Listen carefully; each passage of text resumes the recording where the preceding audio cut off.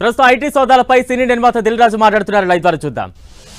ఎక్కడ ఏమీ జరగలేదు, అది కూడా డిపార్ట్మెంట్కు టోటల్గా అందరి దగ్గరికి వెళ్ళి క్లియరెన్స్ చేసుకున్నారు. ఇది క్లీన్, ఎక్కడ డాక్యుమెంట్స్ కానీ అలాంటివి ఎక్కడేం లేవు. అలాగే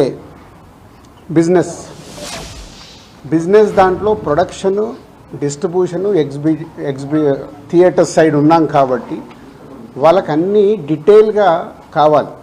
డీటెయిల్ అంటే ప్రొడక్షన్ ఎలా జరుగుద్ది, ప్రొడక్షన్లో 24 క్రాఫ్ట్స్ ఉంటాయి. ఆ 24 క్రాఫ్ట్స్లో లావాదేవీలు ఎలా ఉంటాయి ఒక్కొక్క సినిమాకి. సో ఆ డీటెయిల్స్ అన్నీ వాళ్ళు తీసుకోవడం జరిగింది. అలాగే డిస్ట్రిబ్యూషన్ సైడ్ ఎలా ఉంటుంది, ఎగ్జిబిషన్ సైడు ఎలా ఉంటుంది అనేది వాళ్ళన్ని డీటెయిల్స్ అడుగుతూ అందరి దగ్గర తీసుకొని ఫైనల్గా నా దగ్గర నిన్న ఇవన్నిటిని ఎవరెవరు ఏమేమి స్టేట్మెంట్లు ఇచ్చారు, ఏముంది అనేది ఫైనల్ నాతో నిన్న కన్క్లూడ్ చేశారు. డిపార్ట్మెంటే ఆశ్చర్యపోయింది. అంటే ఇంత దిల్ రాజు గారిని మేము ఏదో ఎక్స్పెక్ట్ చేసాం, అలా ఉంటుంది ఇలా ఉంటుందని సెర్చ్ జరిగేటప్పుడు దే ఆర్ వెరీ హ్యాపీ. వాళ్ళకు మాకు జరిగిన కోఆపరేషన్లో కానీ దాంట్లో కానీ they are very happy department. ఫర్దర్గా ఆడిటర్స్ డిపార్ట్మెంట్ ఉన్నదాని మీద వాళ్ళు క్లారిటీ చేసుకుంటారు. అన్ని బుక్స్ ఆఫ్ అకౌంట్స్ కరెక్ట్గా ఉన్నాయా, ఇవేమున్నాయి లాస్ట్ 5 years అని అవన్నీ వాళ్ళు చేసుకొని కన్క్లూడ్ చేస్తారు. ఇదైపోతే మా మదర్ది, అమ్మకి 19th రోజు కాఫ్ కోల్డ్ ఎక్కువైంది. 19th అయిన తర్వాత ఇంట్లో వెళ్ళేసి ట్రీట్మెంట్ తీసుకొని వచ్చి ఇంట్లో ఉన్నారు. సడన్గా కాఫ్ ఎక్కువ అవుతే ఇమీడియట్లీ హాస్పిటల్కి పంపించాం. దానికి ఎవరో కొందరు హార్ట్ అటాక్ అని ఇంకేదో అయిందని రకరకాల న్యూస్లు క్యారీ చేస్తారు. She very fine. జస్ట్ 2 రోజులు, షీఈ్ 81 ఏజ్, 2 రోజులు హాస్పిటల్లో ఉండి ఇప్పుడు డిశ్చార్జ్ అయ్యి వస్తున్నారు. She's very normal. Lungs infection కొంచెం పెరగడం వల్లే కాఫ్ వచ్చింది, దానికి ట్రీట్మెంట్ తీసుకొని వస్తున్నారు. సో దయచేసి నేను మీడియా వారిని 4 రోజులు జరిగింది కానీ ఇది కానీ మీకు తెలిసిందో తెలియందో హైలైట్ చేసుకుంటే వేయకండి. నేను ఎప్పుడు రిక్వెస్ట్ చేస్తుంటాను. అంటే ఇప్పుడు నా మీద మీకు ఎంత క్యూరియాసిటీ ఉంటుందో ఒక సెలబ్రిటీగా, అలాగే చాలామందికి అది ఉంటుంది. తప్పుడు న్యూస్ వెళ్ళినప్పుడు అక్కడ వాళ్ళకి ఇటు మాకు తెలిసిన కుటుంబాలు కానీ ఇష్టపడే వాళ్ళు కానీ తప్పు న్యూస్లు వెళ్తాయి. దయచేసి మళ్ళీ నేను ఎప్పుడు చెప్పేదే మళ్ళీ చెప్తున్నాను, తప్పుడు న్యూస్ని బయటికి తీసుకెళ్ళకండి. ఓకే, ఎందుకు చేస్తారు?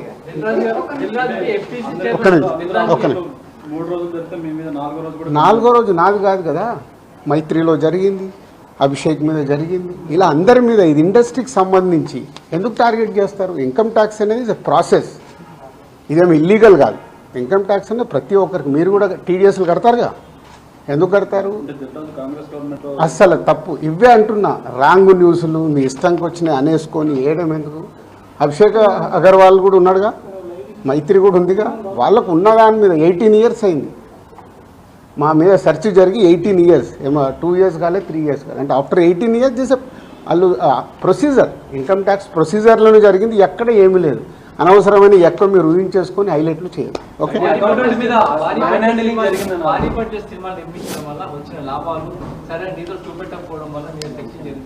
నా దగ్గర కాదండి, మొత్తం జరిగితే మళ్ళీ మీ దగ్గర అంటారండి. సో అన్నీ జరుగుతాయి, ఇట్స్ ఎ ప్రాసెస్. ఇందాక చెప్పాను కదా, 24 క్రాఫ్ట్స్కు ఎలా స్పెండింగ్ చేస్తున్నారు. ఇప్పుడు మా గేమ్ చేంజర్ ఇంత బడ్జెట్ అయింది, ఎలా స్పెండ్ చేస్తున్నారు. They want all accounts. మేము క్లీన్గా ఉండొచ్చు, తీసుకున్నోడు ఉండకపోవచ్చుగా. సో మా దగ్గరికి వెళ్ళి అన్ని డీటెయిల్ తీసుకొని ఎవరెవరికి వెళ్ళాయో వాళ్ళ ద్వారా చెక్ చేస్తారు. ఎందుకంటే TDS, GST, so many process ఉంటాయి. అంతేగాని ఎక్కువ ఊహించేసుకుంటున్నారు, ఏం లేనిదానంటే హైలైట్స్ దాంట్లో ఉండకుండా కొంచెం బయటికి రండి అని నా రిక్వెస్ట్. టాప్ డైరెక్టర్స్ కి బ్లాక్ ఇవ్వడం వల్లే ఇష్యూస్ వస్తున్నాయి అనేది కూడా వినిపిస్తుంది. మీలో కొంతమంది, మీ ప్రొడ్యూసర్స్ కొంతమంది చెప్తున్నారు, దీనికి ఏమంటారు? మీ ఛానల్స్ కూడా చాలా చెప్తారు, బ్లాక్ ఎక్కడ ఉంది, ఎక్కడికి వెళ్ళి వస్తుంది, నువ్వు సినిమా ఎక్కడ చూస్తున్నావు, ఆన్లైన్లో టికెట్ బుక్ చేసుకుంటున్నావు, 90% బుక్ మై షోలో బుక్ చేసుకుంటున్నావు, పేటీఎంలో బుక్ చేసుకుంటున్నారు, ఎక్కడుంది క్యాష్? 90% అకౌంట్లోనే. అదే అందరు మీరు బుక్ చేసుకుంటున్నారు, సినిమాలు చూస్తున్నారు. అది మళ్ళీ మీ ఊహ.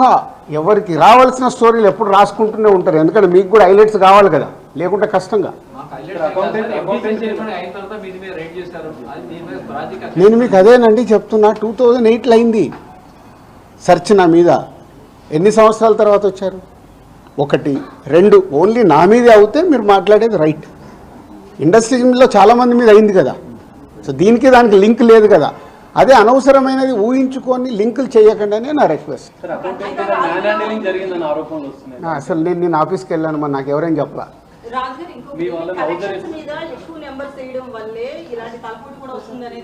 అది మొత్తం ఇండస్ట్రీ అంతా కలిపి మాట్లాడతాం, అది నేను ఇండివిజువల్గా మాట్లాడకూడదు. అలాంటి ఏదైనా ఉంటే కరెక్ట్ చేయాల్సిందే, ఇండస్ట్రీ తరఫున కరెక్ట్ చేయాలి. 22 నుంచి మీరు ఐటీ ఫైల్స్ చేశారా సార్? ఎవ్రీ ఇయర్ ఉంటుంది. 22 నుంచి అంటే ఎవ్రీ ఇయర్ ఉంటుంది. అదే 22-23 వరకు అసెస్మెంట్స్ అయిపోయాయి. 30% స్లాబ్ లోకి ఎంటర్ అయ్యారు కదా, దానికి సంబంధించి కూడా క్లియర్ ఉందా? ఏంటది? ₹1 దాటితే ఐటీ అన్నదాన్ని మీరు ఎక్కడున్నారండి బాబు? నా కంపెనీ టర్న్ ఓవర్ ఎంత 30% గురించి మాట్లాడతాం. హైలైట్ టర్న్ ఓవర్ నా కంపెనీది. ఎప్పుడో 2008లోనే నా సర్వే అయిందంటే అప్పుడే ఎంటర్ అవుతుంది కదా అవుద్ది. ఫిల్మ్ ఇండస్ట్రీలో రైట్స్ జరగడం కూడా ఒక ప్రెస్టేజ్ ఇష్యూగా కొంతమంది చూస్తున్నారు, డైరెక్టర్లు, హీరోలు, వీళ్ళంతా. దీనికి ఏమంటారు మీరు? అంటే ఇన్కమ్ ట్యాక్స్ వాళ్ళు అదే అంటారు, సార్ మేము వచ్చినామంటే మీరు పెద్దోళ్ళు అని. సో మీ మీద కూడా చేయించుకోరు, మీరు ఫాస్ట్గా పెద్దోళ్ళు అవుతారు.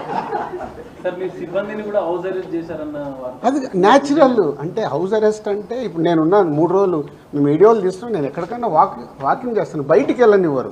కమ్యూనికేషన్ కాకుండా వాళ్ళకి కావాల్సిన ఇన్ఫర్మేషన్ తీసుకోవడానికి అందరినీ డిఫరెంట్లో ప్లేస్లో పెట్టి ఫైనల్గా కన్క్లూడ్ చేస్తారు. ప్రొడక్షన్ టైంలో జరిగిన లావాదేవీలు, తర్వాత మీ సినిమా రిలీజ్ అయినాక వచ్చిన లావాదేవీలు, వీటన్నిటిని అడగడం జరిగిందా? అది ఆటోమేటిక్ అండి, అది ప్రాసెస్. వాళ్ళకి అదే అవగాహన చేసుకోవడానికి. సినిమా క్యాష్ ఉన్న బ్యాంక్కి వెళ్ళి డ్రా చేసే పెడతారు. సో వాళ్ళకి డౌట్స్ ఉంటాయి. డౌట్స్ ఉన్నప్పుడు క్లారిఫై చేయాల్సిన రెస్పాన్సిబిలిటీ మాదే కదా. సో అలా ఒక్కొక్కటి ప్రొడక్షన్ ఏంటి, డిస్ట్రిబ్యూషన్ ఏంటి, ఎగ్జిబిషన్ ఏంటి, ఎలా ప్రాసెస్లో ఉంటాయి అన్నీ ఎక్స్ప్లెయిన్ చేస్తూ వచ్చాను. మీ దగ్గర 5 lakhs రూపీస్ అని అన్నారు, శిరీష్ గారి దగ్గర 4.5, at the same time Hanshita గారింట్లో 6.5 lakhs. టోటల్ కలిసి 20 లక్షలండి. క్యాష్ రూపంలో మా ఫ్యామిలీలో కానీ ఆఫీస్లో కానీ 20 lakhs. అది దానికి కూడా ఇది అన్అఫీషియల్ కాదు, ప్రతి ఒక్కదానికి ఇట్లా డాక్యుమెంట్ ఇస్తారు. ఇది 5,50,000 గోల్డ్ ఉంటుంది. ఏ లిమిట్లో ఉండాలో ఆ గోల్డ్ కూడా ఉంది అందరిది. యాజ్ పర్ రూల్ ప్రకారం ఎవరి దగ్గర ఎంత ఉండాలో అంతే ఉంది. మెయింటైన్ అంటే మేము రెస్పాన్సిబుల్ పర్సన్ కదా, ఏది మేము తప్పులో ఉండకూడదుగా. అంటే రైట్స్ జరగడం కూడా మీరు ఎంత క్లియర్గా ఉన్నారనేది తెలుస్తుంది కదా. ఇగో నా వైఫ్ 77 లక్షలు. సో ప్రతి ఒక్కటి ఇట్లా ఇస్తారు వాళ్ళు, డాక్యుమెంట్ పంచనామా చేసి ఇచ్చేసి వెళ్తారు. అందరికి క్లీన్గా ఉన్నాయి. అయితే ఎన్ఆర్ఐ నుంచి, పొలిటీషియన్స్ నుంచి కొంత బ్లాక్ మనీ రావడం, దాన్ని ఎక్కువగా ఫిల్మ్ ఇండస్ట్రీలో పెట్టడం, ఇలాంటివి జరుగుతాయి అంటారు కదా, దీని గురించి? నాకు ఇప్పి రాదు, నేను తీసుకుంటా. మరి తక్కువ ఇంట్రెస్ట్లో ఎక్కువ ఇంట్రెస్ట్లో కడుతున్నాను నేను.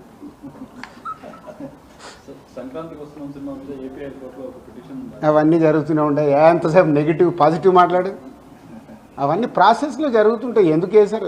ఏది ఆగదుగా, ప్రాసెస్ అది జరుగుతుంది. ఓకే, ఏం చెప్పాలి, అయిపోయింది, మొత్తం తీసుకున్నారు. థర్డ్ రోజు వచ్చి కలవమన్నారు. ఈ లోపల చెక్ చేసుకుంటారు, ఆడిటర్ వెళ్ళి మాట్లాడతాడు. థర్డ్ రోజు వెళ్ళి నేను కలుస్తాను.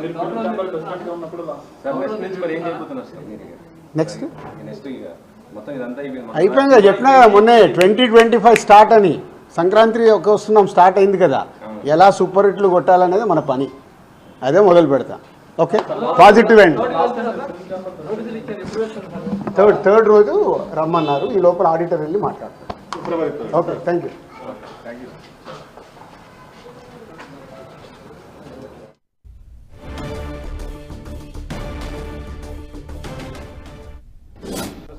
అస్సలు తప్పు ఇవే అంటున్నా. రాంగ్ న్యూస్లు మీ ఇష్టంకి వచ్చినాయి అనేసుకొని వేయడం ఎందుకు? అభిషేక్ అగర్వాల్ కూడా ఉన్నాడుగా, మైత్రి కూడా ఉందిగా.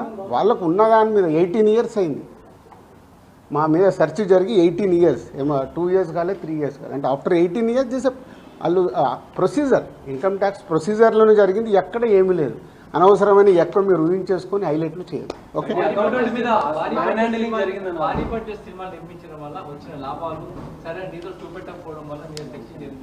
నా దగ్గర కాదండి, మొత్తం జరిగితే మళ్ళీ మీ దగ్గర అంటారేంటి? సో అన్నీ జరుగుతాయి. It's a process. ఇందాక చెప్పాను కదా, 24 craftsకు ఎలా స్పెండింగ్ చేస్తున్నారు. ఇప్పుడు మా గేమ్ చేంజర్ ఇంత బడ్జెట్ అయింది, ఎలా స్పెండ్ చేస్తున్నారు. They want all accounts. 4 రోజులు ఐటీ రైట్స్కి సంబంధించి సినీ నిర్మాత దిల్ రాజు మీడియా ముందుకు వచ్చారు.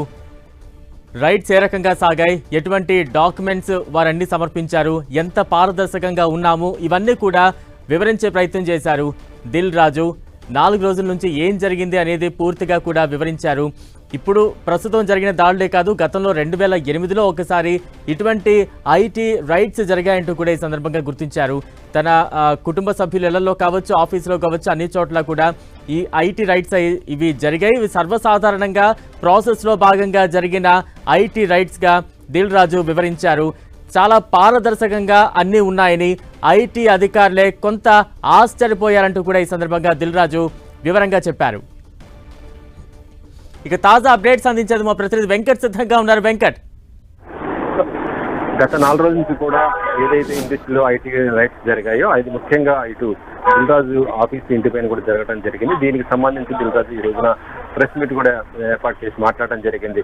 అయితే ఐటీ వాళ్ళు ఏదో ఎక్స్పెక్ట్ చేసుకుని వచ్చామని కూడా చెప్పడం కూడా జరిగింది. కానీ తమ నుంచి ఎస్వీస్ నుంచి 5 లక్షలు, వాళ్ళ సోదరుడు శిరీష్ నుంచి 4.5 లక్షలు, వాళ్ళ కుమార్తె హన్షితారెడ్డి నుంచి 6 lakhs దాకా తీసుకున్నట్టుగా చెప్పడం జరిగింది. చెప్పడం జరిగింది.